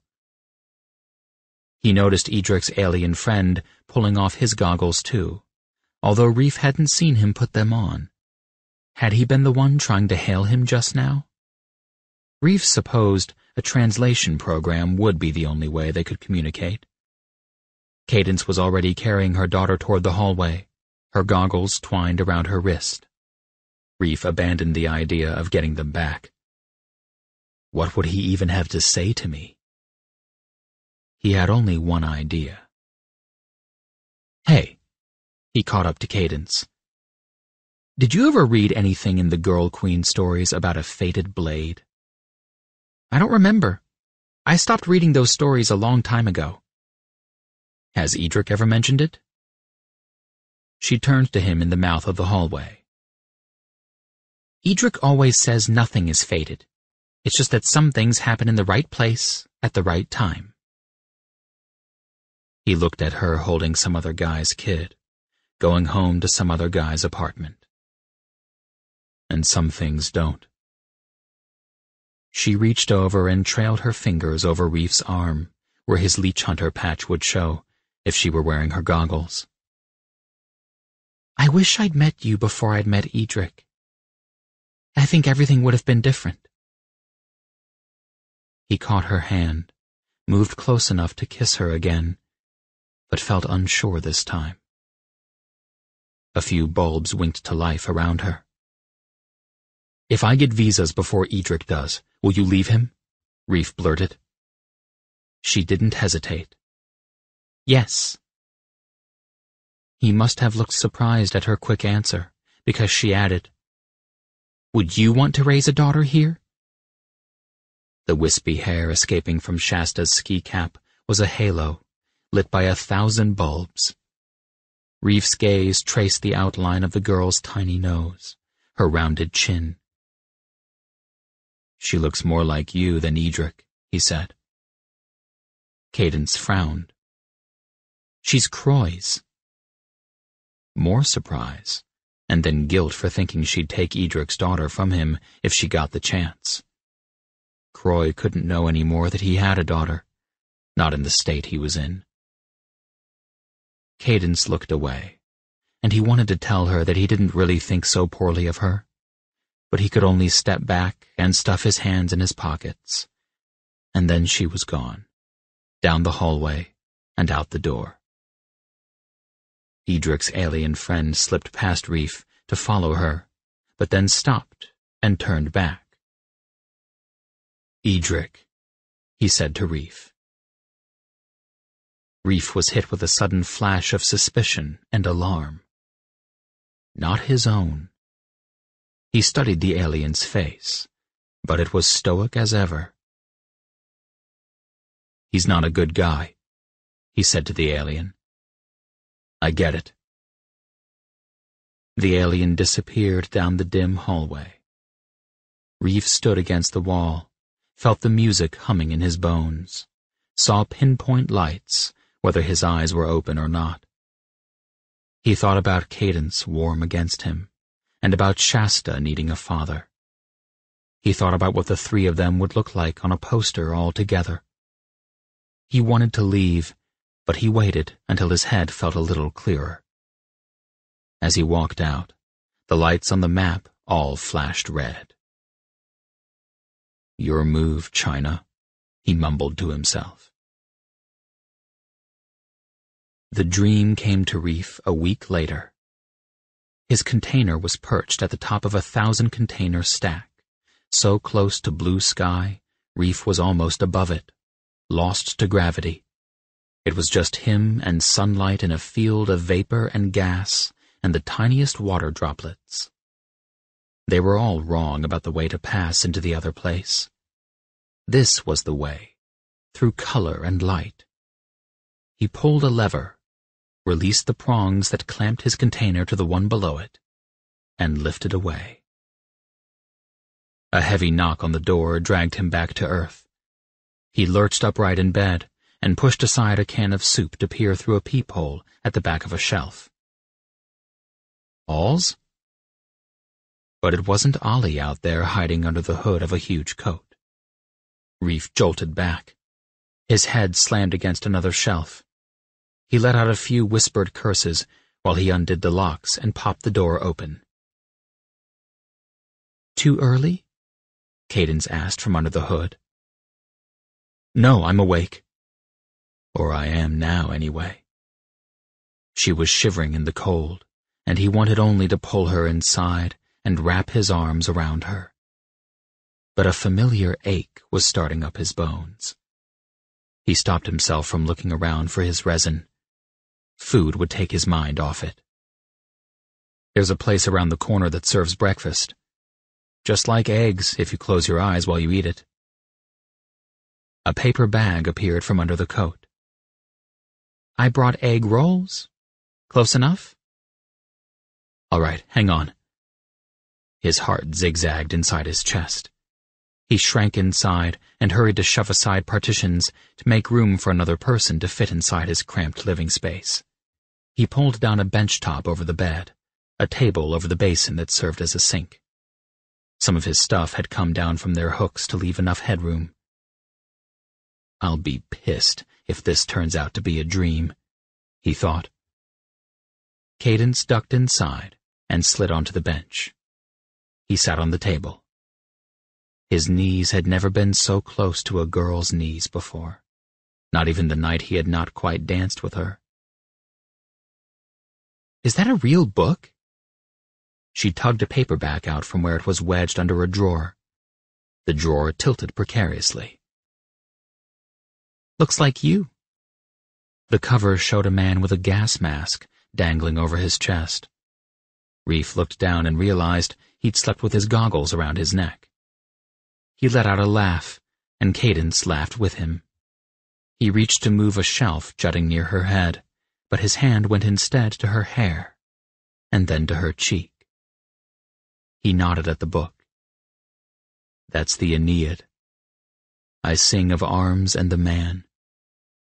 He spotted his tin on the floor next to her foot, and his mouth went dry. "I always thought that would be a good name for a pub. The Arms and the Man." This time she only smiled. He reached for the paper bag instead of the tin. The sign could have 2 crossed arms like this. He held an egg roll in each hand and crossed his arms in front of his chest. You have to imagine these egg rolls as guns to get the proper effect. He was trying to get her to laugh again, but it wasn't working. He suddenly remembered something she'd said the night before, about how the aliens had stopped wearing red bracelets because they got sick of everyone asking them for things. Why had she told him that? Because she wanted something from him? Because she was unhappy that he wanted something from her? He leaned his legs away. She fidgeted with the sleeves of her coat. "Edric got into some trouble on the floating isle. He can't go back there without risking his life." Reef fought to keep his face blank against the surge of triumph he felt. There was no way now that Edric could steal Cadence away to Canada. He shifted over next to her and rubbed his hand up and down her jacketed arm, his reservations forgotten. "I'll make sure you have whatever money you need. I'll run more instances, and I've got some alt items I can sell. I'm taking a 4th husband. He has visas for me in Shasta." Some invisible force slammed into Reef's chest. Cadence hurried to add, "Once the 3 of us get to Canada, it'll be easier to get visas for the rest of you. I wouldn't leave Croy otherwise. Not like he is." She rested her hand on his knee. He felt angry and excited all at once. "I'll get a visa for you." Reef put all his concentration into memorizing the feeling of her hand, perched light as a bird on his knee. It was the only thing he could do to ignore the acid eating away inside his stomach. He remembered what Edric had said to him once, that if Reef had claimed he could get visas for all of them, Edric would have known he was a fraud. "I won't let Shasta stay here 1 second longer than she has to," Cadence said into her jacket collar. She couldn't look at him. Her face was lined with regret. She moved toward the door, and he caught her wrist. Her bones were like bird bones. The light coming through the ceiling vent showed the downy hair along her arm, where her coat sleeve had slid back. "Good enough to grace your pub sign?" she asked, waggling her arm in his grip. He looked from her weak smile to the bed half hidden under the bench top he was sitting on. He tried to think of some way he could stop her from leaving him. Her arm went rigid in his grip. Don't ask for more than I can give you, she said. He shook his thoughts away. I'm going to find a way to get a visa. I'll follow you there. I'll find you. He had his arms around her waist, his face pressed against the zipper of her jacket. I promise. She moved her fingers through his hair, and then stopped abruptly. He'd meant to make her feel better, but he'd only upset her more. The door popped open, but he hardly heard the sound. She left him with the feeling he was back inside his dream, pressed up against some glass ceiling, and shut out of better worlds. Reef waited outside her apartment building while imaginary creatures passed by him unseen. He itched to put on his goggles, but he didn't dare give in to the distraction. An unenchanting fog hung in the air and left a chilly mist on his face. Edric finally stepped out through the glass door of the building. He immediately turned to Reef as if he'd sensed him. What are we going to do? The words came out before Reef even knew he was speaking them. Edric paused to fit his goggles over his eyes and scanned the street, oblivious to Reef's anxiety. He's not going to get any visas for us, Reef said. No, he's not. Edric took his time studying something through his goggles. Most likely an alt character offering a quest. All Reef could see was a huddle of men gambling with food tickets. Even the kind of money they've got on the floating isle can only get a person so far. So what are we going to do? She's going to Canada without us. Can't you use your Vorpal to get us visas? Don't you think I've been working on getting visas for a long time now? Reef's frayed nerves exploded. Well, where are they? He snapped. Edric snatched off his goggles and glared at Reef. I think I know how we can get one visa real easy. Don't you? A few of the men had turned to stare at them. Edric lowered his voice. Her newest recruit, Breck. He's got a visa for himself, as well as for her and Shasta. We're just going to take it from him? His Vorpal's got to be stronger than yours if he lives on the floating isle. Edric scowled. A food truck rumbled up the street, and the men in the alley scrambled to meet it, tickets in hand. Reef couldn't help watching the kitchen steam pour out as the truck opened. Edric didn't even glance at it. Breck's been salivating over this epic item in the dungeon inside the Georgetown steam plant, Edric said. A silver scepter. I told him I knew a guy with a level 300 sword who could help us get to it. Level 301, Reef thought. We run the instance with him, Edric went on. Let him wear your goggles so he can use your epic sword, kill the bristle beast, and get the silver scepter that the beast drops. You'll have to wear his goggles, of course, since he'll be wearing yours. So while he's busy fighting off mages, you're busy searching through his hard drive for that visa. He tossed a tiny disk at Reef. Save it to disk. Why don't I just send it through the chat channel? How many people do you think have heard him talk about getting a visa? How many of them do you think would like to intercept it when some idiot sends it through a chat channel? Edric glanced at the line of men waiting for their handouts, as though they were the ones plotting to intercept stolen visas. Save it to the disk and then give it to me. I know how to erase Breck's info from it so it'll be good as new. Reef resisted the urge to roll his eyes. You don't think I can figure it out if you can? And the other visas, for me and Croy? Edric gave him a blank look. She didn't tell you? Tell me what? He let out a huff. She's in denial. Croy took a turn. A turn? You mean he's dead? Will be soon enough. Too many drugs, or not enough. I've lost track of it. Edric put his goggles back on, used his electronic glove to flick through his inventory. He's in the hospital, but for all I know, he's already gone. Flick, flick. Reef's stomach tightened. The bitter taste of resin or fear filled his mouth. Someday that'll be me, he thought. Will anyone care? Edric tossed an invisible item into the gutter, dropping some vial from his inventory, probably. Reef heard a ping from Edric's earpiece that meant he had completed some task or quest. I can get another visa, Edric said, taking off his goggles. When that silver scepter drops, Brack will want you to pick it up so that it'll go to his account, because you'll be wearing his goggles.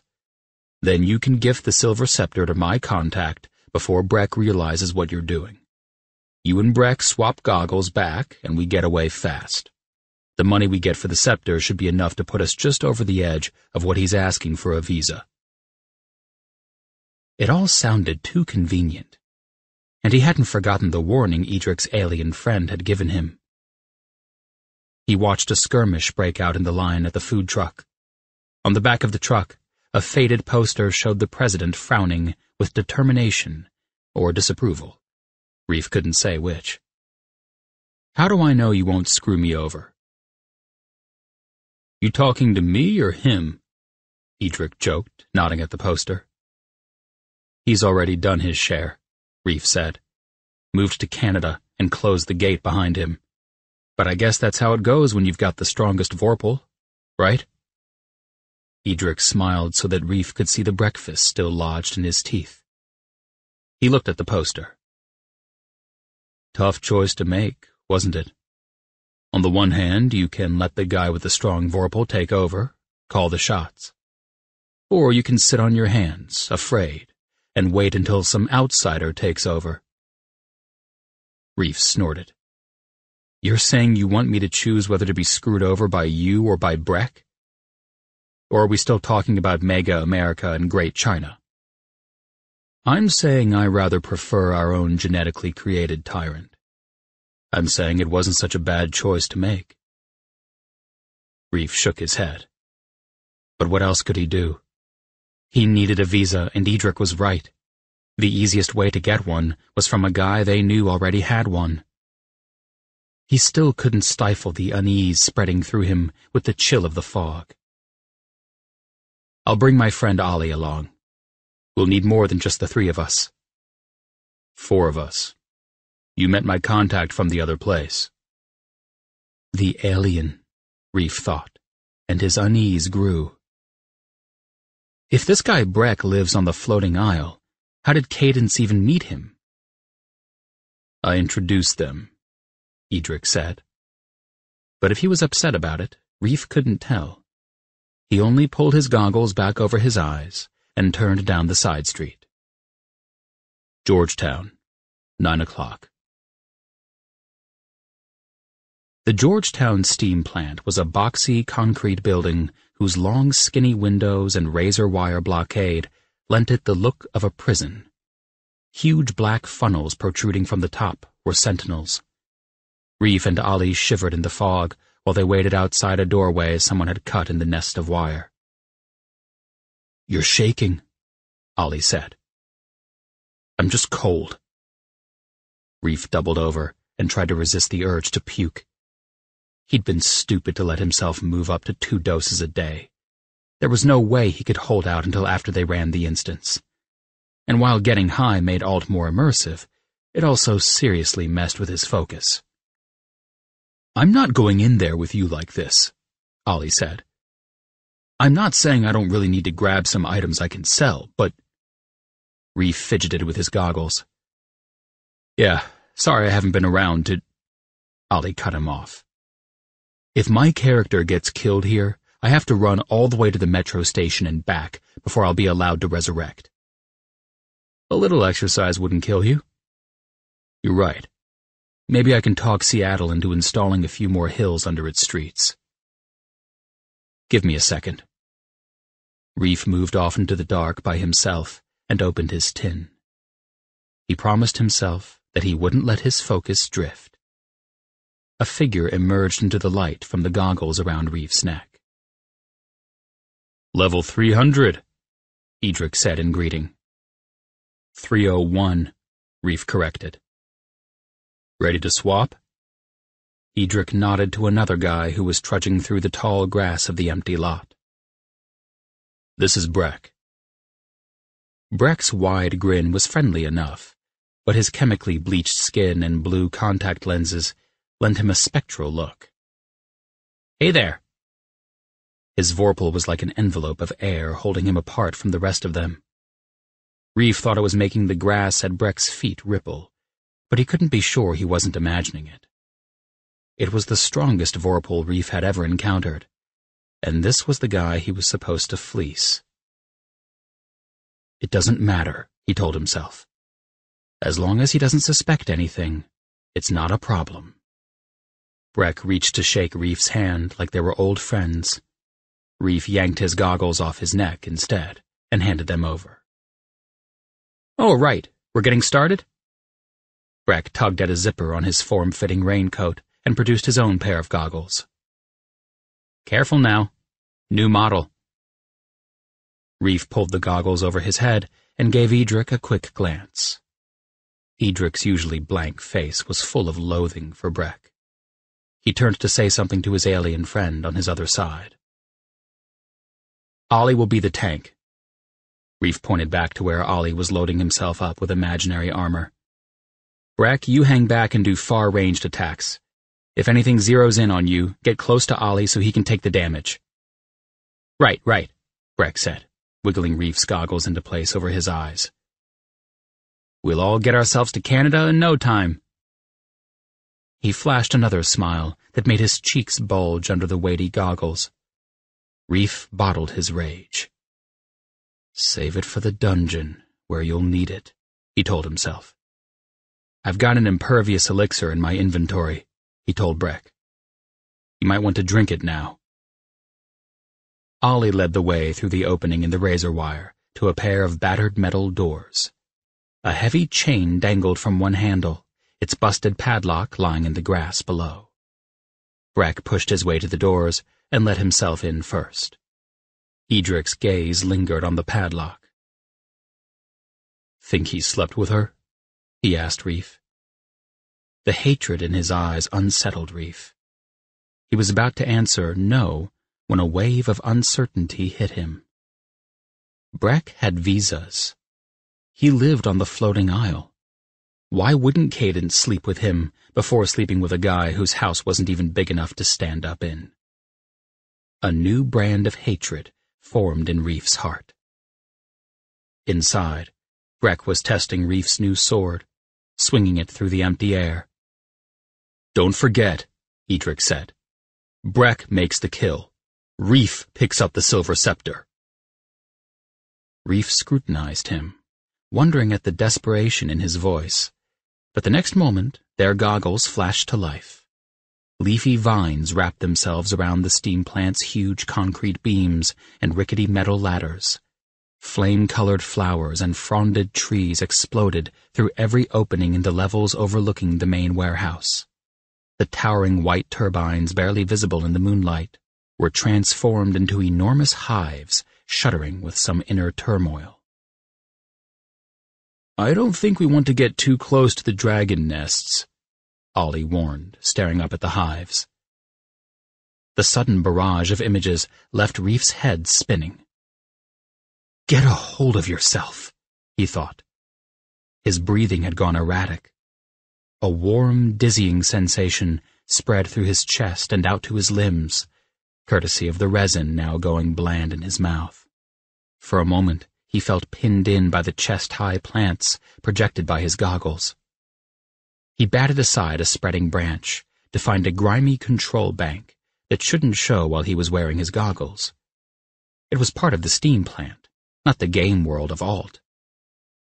Bad design or patchy edit, he wondered. He didn't have long to think about it. A swarm of fairies came ripping through the leaves, engorged with foul nectar that they spewed over the concrete floor. The effect from Reef's goggles was to make the floor steam, as though it were being eaten by acid. "Watch your step!" someone called, and the voice rang in Reef's ears. He took a steadying breath and forced his mind to focus on the game. Night hares came next, tall as Reef's knee and bearing long tusks for teeth. Reef blinded them with a flash spell, and the rest of the group used various mage blades and long swords to dispatch the creatures. Ollie snatched up the shield spell the hares had dropped, and then led the way up a clanging metal staircase to where the plants were jungle-thick and blooming with tentacle-like flowers. Just as Reef was wondering if the enormous blossoms were duplicated from the other place, or if they were from some game designer's imagination, one of them locked onto his leg with its finger-like tendrils. He hacked at it with a dagger, while a mage made his entrance with a swarm of toads swollen to the size of dogs. "Hang back!" he shouted to Breck. "Let Ollie take the damage." Breck made some useless gestures with his electronic glove and threw out spells that fizzled in midair. One of the toads stretched its blue-black tongue and came back with the crystal dagger that had been strapped to Breck's arm. Reef's crystal dagger. "I said stay back!" Reef cried in frustration. He groaned at the memory of what he'd gone through to get that dagger, defeated a dark elf, and then assembled the 24 materials required to turn its fang into a blade. "Sorry, really sorry," Breck called, and made another attempt at a spell that was too difficult for him. Edric's alien friend, playing as a light elf, got busy casting healing spells on Ollie while the mage attacked. Reef's goggles created the illusion that veins of magic flowed through the alien's skin, and Reef thought to himself that he'd never seen an alien look so alien before. The mage finally crumpled, and they were off to find the stairway to the next level. Reef hung back. Now was his chance to get the visa off Breck's account. He rifled through Breck's hard drive until he found it, reached for the disk zippered into his jacket pocket. A flash of white showed against dark green leaves. Reef froze. That was no night hare. He plunged into the bushes. Another white flash.